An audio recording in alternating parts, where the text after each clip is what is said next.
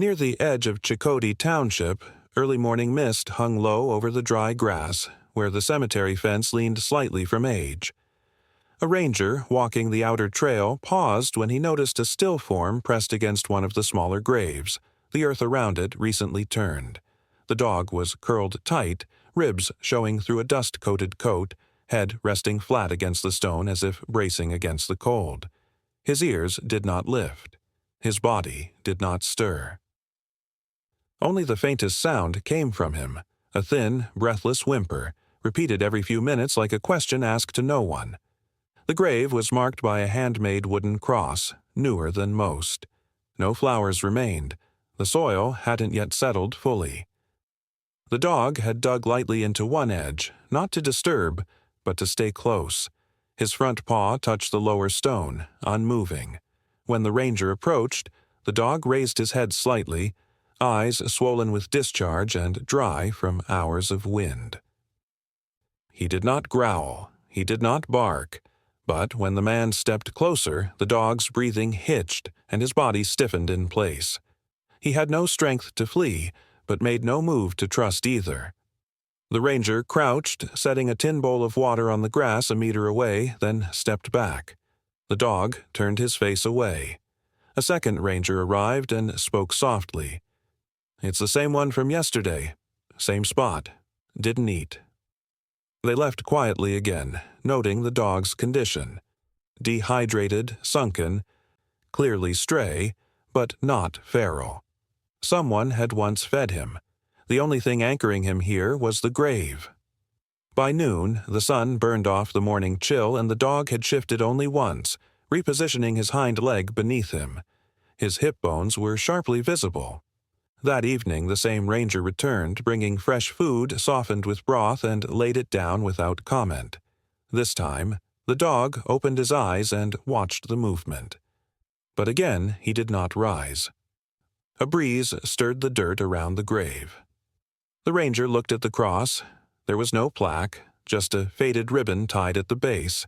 He exhaled through his nose and said quietly, "If he stays another day, we'll need to call someone." The dog's eyes fluttered closed. The next morning, his position hadn't changed. He had licked at the water but left the food untouched.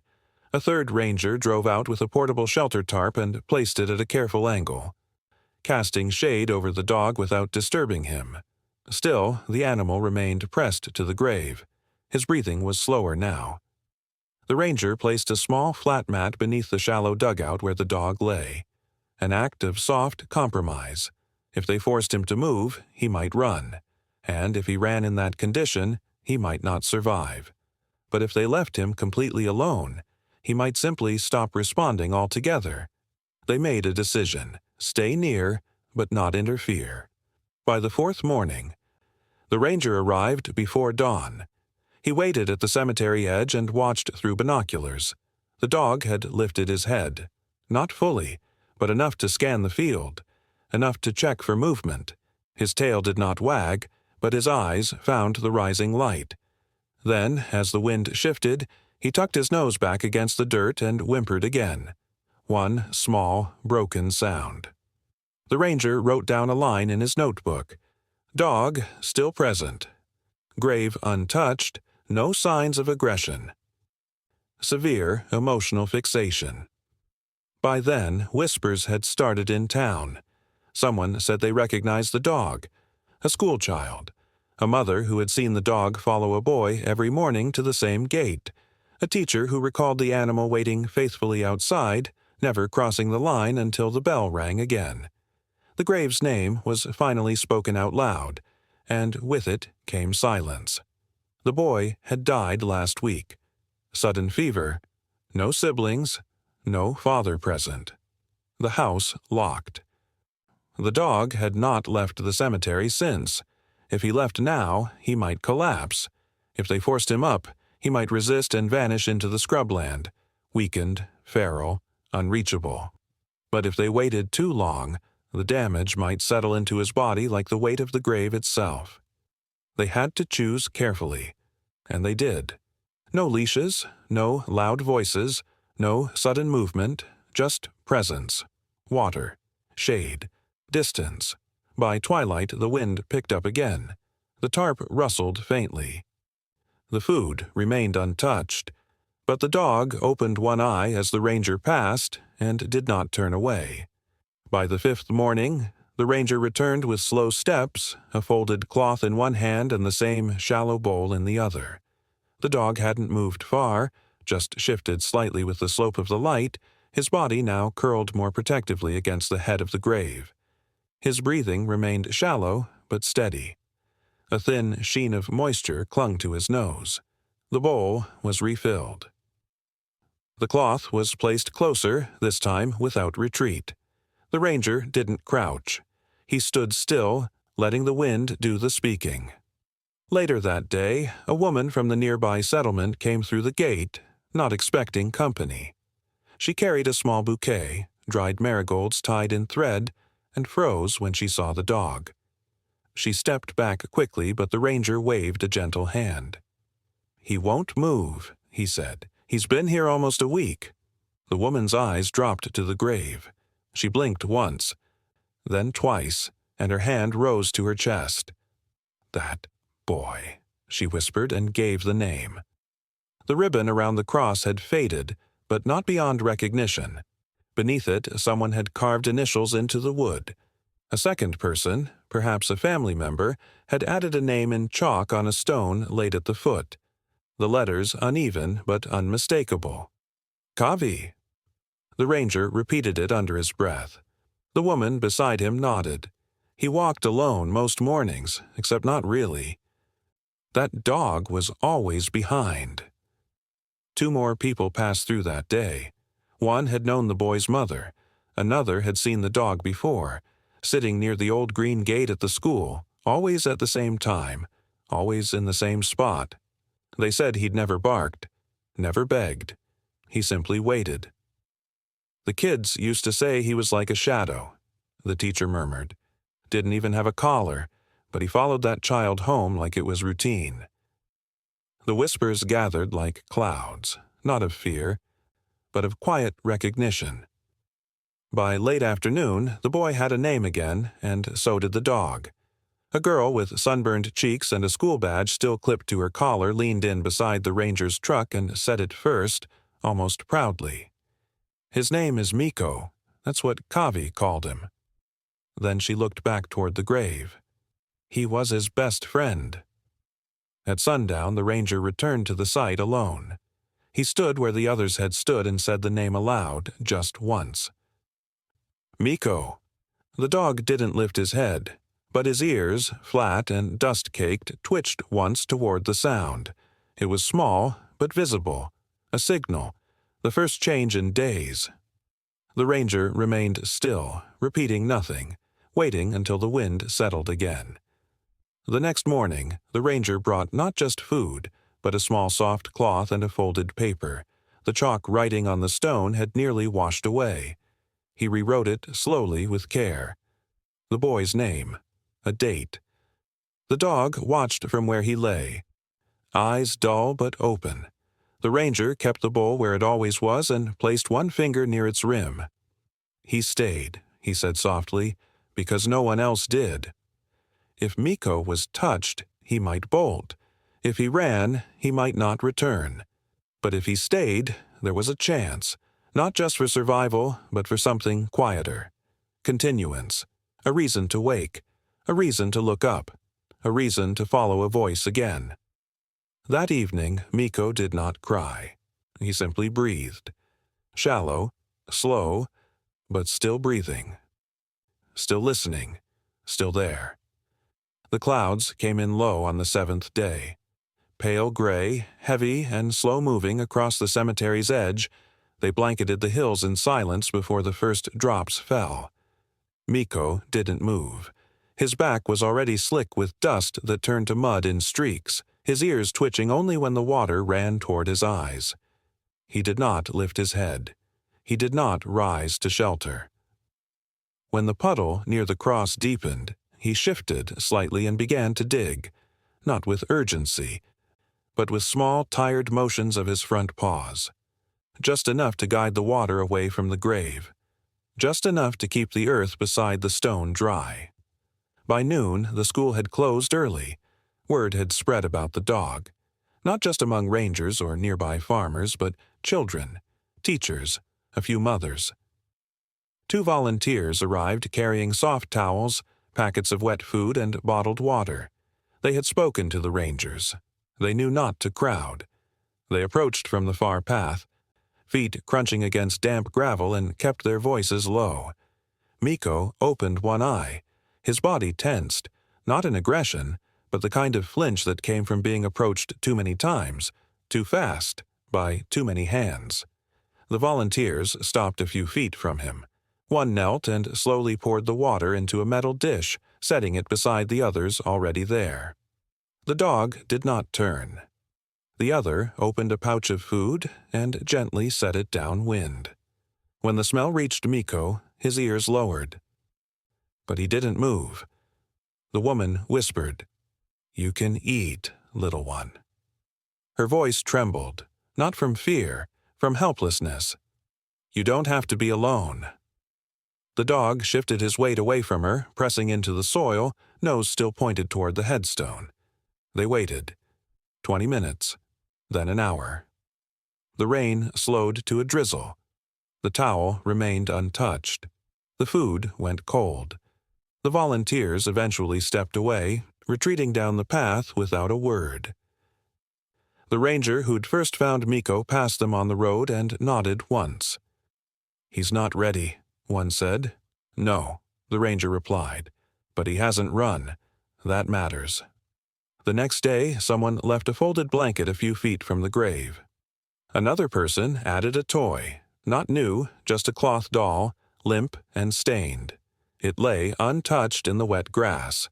On the third evening, a boy left a drawing under a rock, crayons on lined paper, a dog and a child walking.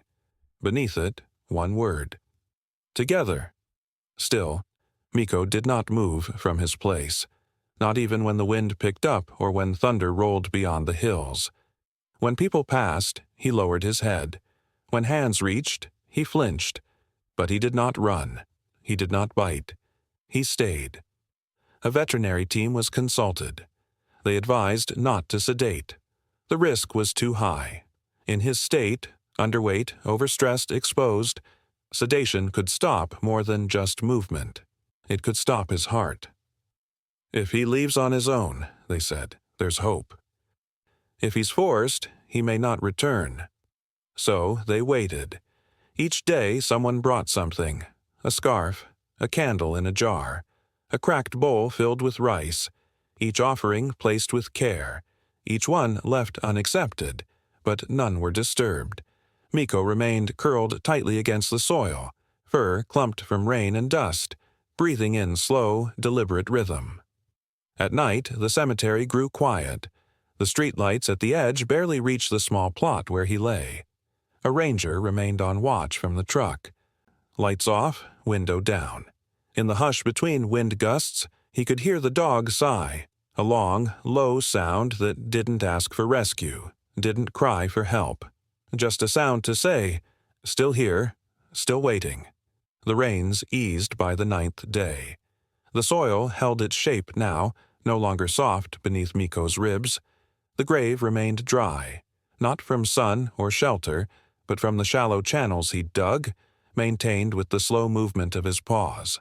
The offerings around him had grown, not crowded, just carefully placed, a scarf no longer wet, a doll no longer limp. Still, Mikko hadn't accepted any. He watched, unmoving, his body curled tight against the stone, eyes dull but open.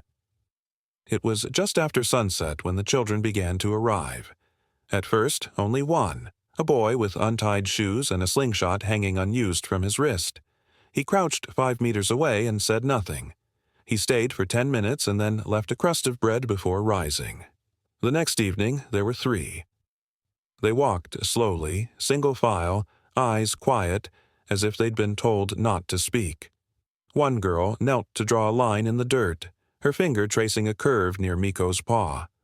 A heart, unfinished. She didn't dare complete it.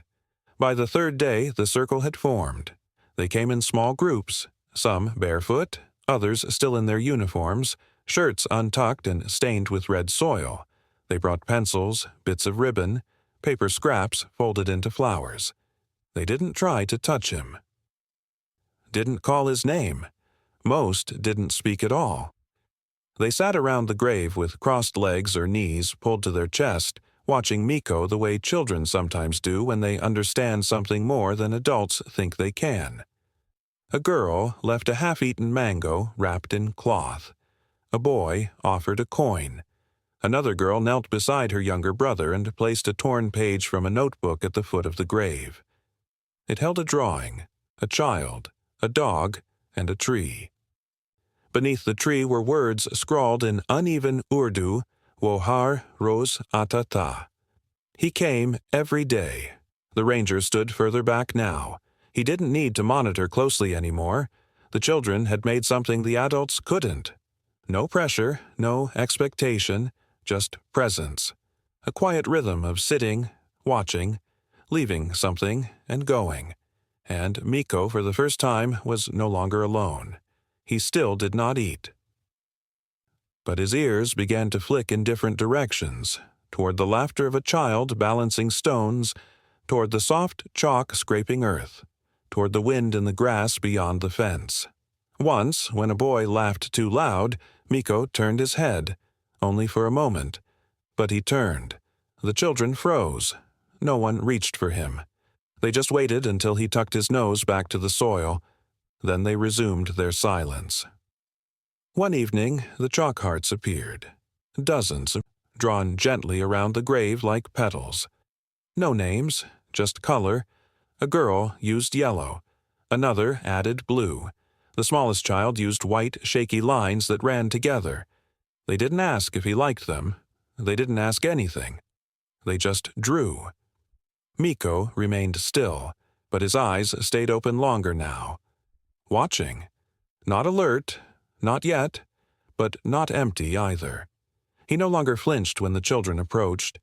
He watched their hands, not their faces, as if memory lived there.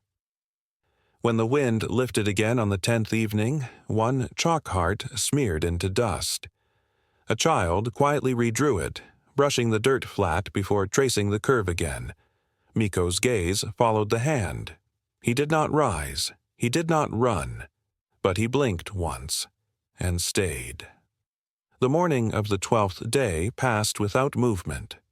Miko remained beside the grave, his body pressed into the curve he had shaped in the earth.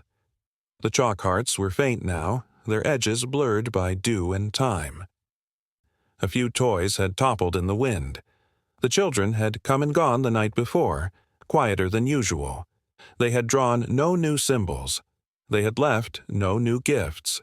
They only sat, then rose, and walked home. Around midday, the ranger's truck pulled in slower than usual. He parked farther off and left the door open. A woman stepped out behind him. She wore a faded green shawl and sandals caked in dry mud. Her hands were empty. She didn't ask questions. She didn't need to. She walked the path with uneven steps, stopping once when she saw the grave, and again when she saw the dog. Her face was pale with exhaustion, but not from sleep. From the kind of quiet held too long. The ranger said nothing. He stayed back by the fence, arms folded across his chest. Miko lifted his head as she approached. His eyes were swollen still, but they locked onto hers.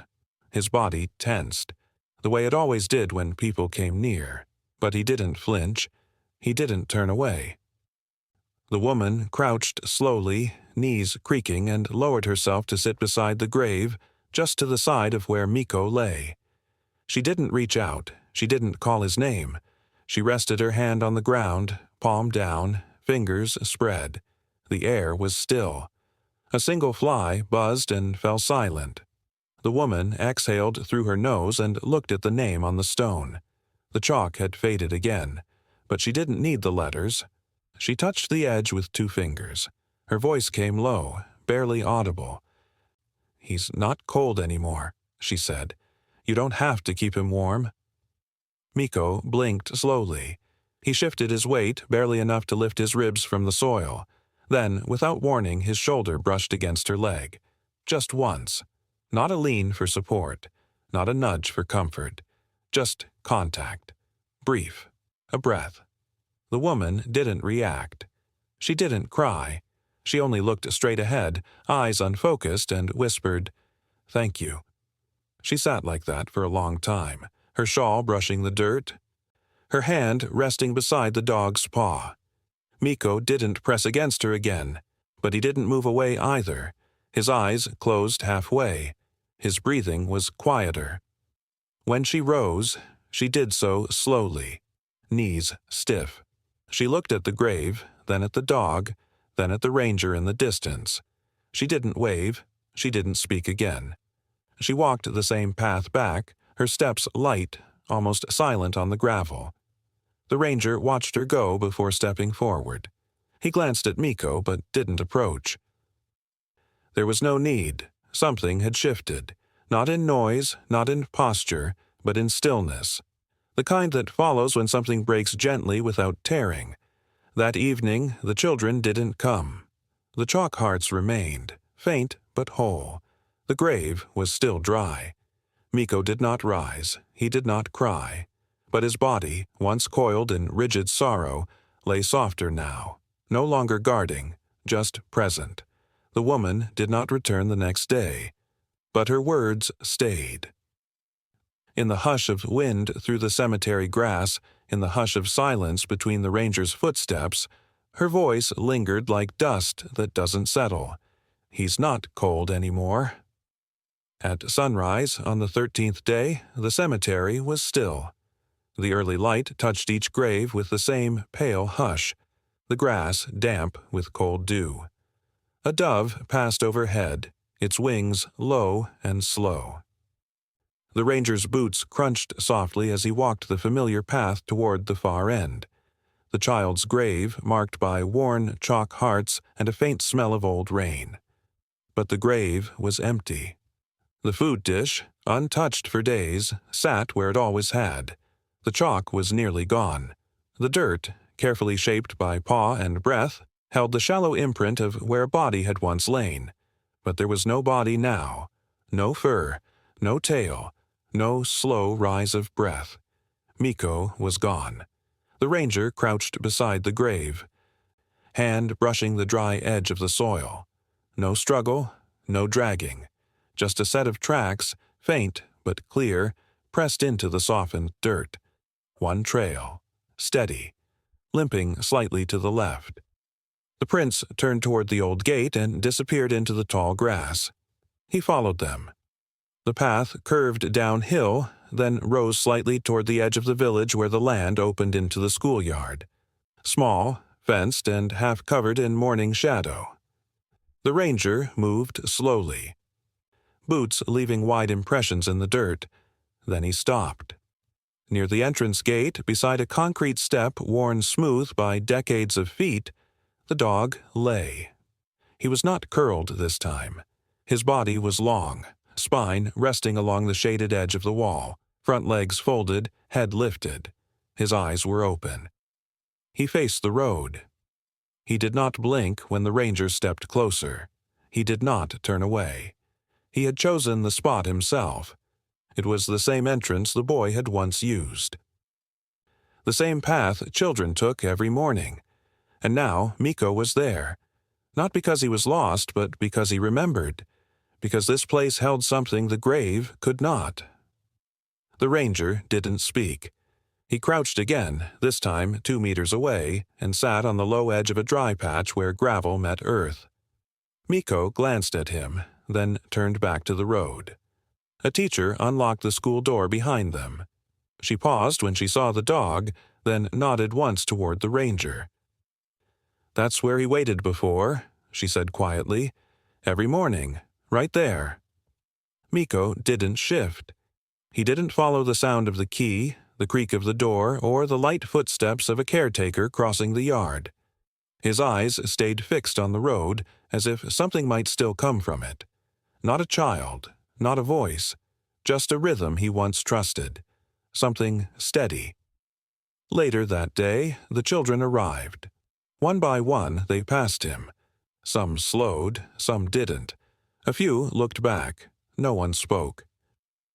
But a boy paused and left a cracker near the wall. A girl stepped over it, carefully avoiding the dog's tail. He didn't move. He only watched. By noon, the ranger returned to the cemetery alone. He picked up the cloth dish and the worn scarf and folded the damp blanket left behind. He touched the stone once. Not to clear it, not to clean it, just to mark that someone had noticed. Then he stood and walked away. The grave was quiet again. Alone, but not abandoned. Down the road, Miko lay by the gate, still and waiting. Not for rescue, not for food, for something else, for what had once been routine, for footsteps that matched memory, for the sound of morning bells or a door swinging open. He waited because that's what he remembered doing, because it was where he belonged. By the 15th day, Miko had not left the school gate. Each morning he watched the children arrive. Each evening he lay with his back against the wall, unmoving as they left. He ate nothing that first day, but on the second, after the final bell rang and the schoolyard fell silent, he rose, walked 10 steps to the small cracker left by a child, and ate it. Not in hunger, in acknowledgement. A teacher noticed. Her name was Nasira. She had watched from the window as Miko pressed his body low against the wall, lifting his head only when shoes scuffed the dirt. She had been the boy's teacher. The one who had first noticed the dog months ago when he waited quietly through every lesson. That evening, she spoke to the town. She didn't ask for money. She didn't ask for help. She only told the truth. The dog was still waiting, and while no one could bring the boy back, they could at least make space for what had been left behind. "He doesn't ask anything from us," she said, "but maybe it's time we offered something anyway." The next day, the grass near the entrance was trimmed back. A shaded patch beneath the jacaranda tree was cleared of dry brush. Someone brought a new water dish. A mother left a metal plate with soft rice. Miko watched, but stayed at the wall. By dusk, a few men had returned with wood planks and a roll of mesh. They didn't build fast, they didn't build large, just 4 low walls and a slanted tin roof, no door, no chain. The roof covered half the space. The rest was open. One of the men tied a cloth at the side to keep out wind. A girl came later with a piece of folded cloth, an old sweater, clean but faded. They left the space alone after that. No one called for the dog. No one tried to move him. They simply waited. Near midnight, with the sky clear and the air thin, Miko stood slowly. His joints creaked from long stillness. His gait was uneven but determined.